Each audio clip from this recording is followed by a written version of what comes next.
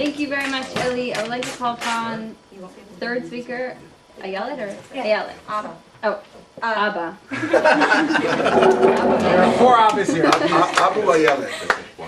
Yeah, take it. Do you want me to hold the fingers up for you? Okay. You leave the cloth.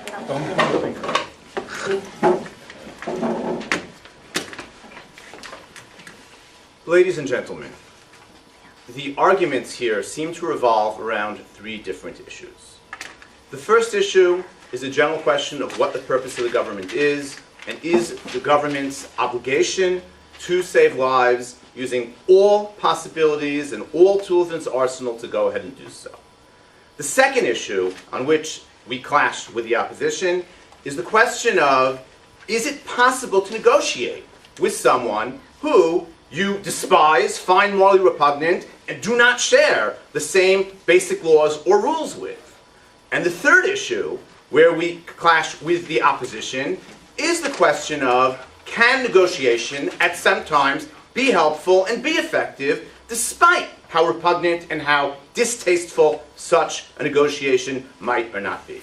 We feel that we have on all 3 points completely decided and shown how the opposition is completely wrong.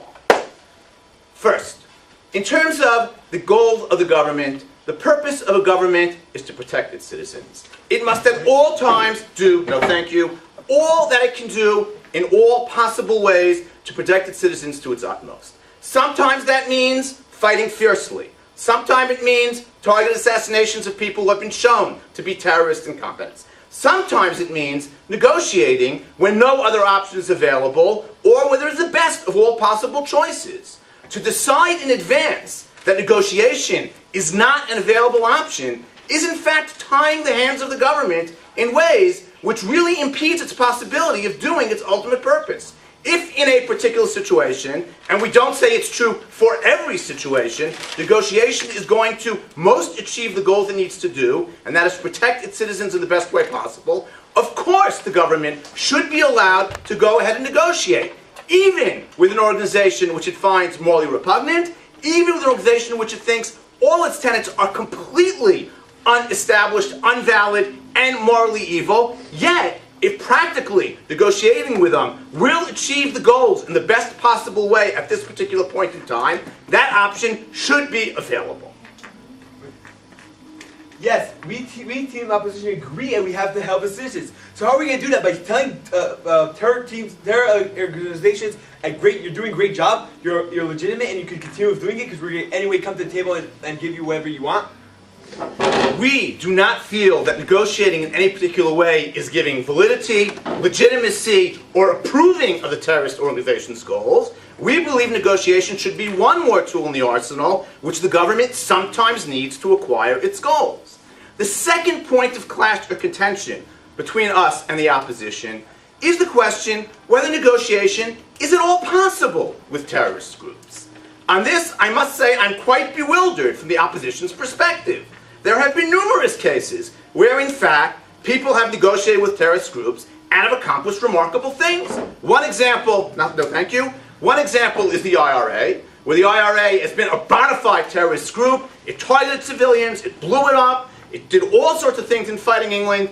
England went ahead and refused to negotiate them for an enormously long time. There was constant terror year after year, and recently there were negotiations with them, which has actually brought peace to what happened there. I'm not saying every situation is identical, but here you have a clear example of a situation with a terrorist group where there was negotiation and it in fact achieved the goals. I don't think when England negotiated with the IRA, they were conceding that the IRA was legitimate in terms of blowing up civilians and killing them. I do think they felt that given what was happening till then, they were not able to kill every single IRA person, they were not able to conquer terrorism through war, and they decided that negotiation was the best possible option to go ahead and accomplish what it did. It doesn't mean they agreed with all the rules that the IRA or they had a common thing. You know, if you would go to say that negotiation was not possible without a common set of rules, no democracy would ever be able to negotiate with a dictatorship. And that's clearly impossible. Obviously they need to. But even if in this case you were able to obtain peace, it shows other terrorist groups, other groups that if they want to obtain what they want, they too should resort to terror. Actually, it seems to me often the opposite's happening. South Africa was also a case with a terrorist group where there was negotiation, and in fact the situation there has improved radically and there's peace. And that actually was a setting for the IRA that it is possible to negotiate in such situations. So, I'm not saying your scenario is impossible, but it has certainly not proven, and certainly does not seem to have been the case in certain situations. Again, I wish to remind you, I am not arguing one should negotiate in every situation, but one should negotiate in situations where it's available. The third argument or clash has to do with the question of, is negotiation with terrorism effective? As I've shown you, there are situations where it clearly has been effective. It is part of the responsibility of the government to decide in a particular situation if it's going to be effective or not. And that's something that a government has the right to go ahead and decide. But to bind the government's hands is almost impossible. So just to review, three arguments. The purpose of the government is to protect its citizens. To do so, it needs all tools at its arsenal, including negotiation.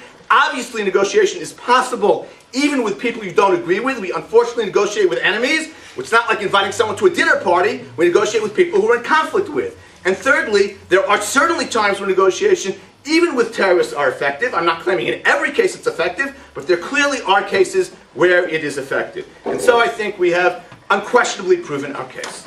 Thank you.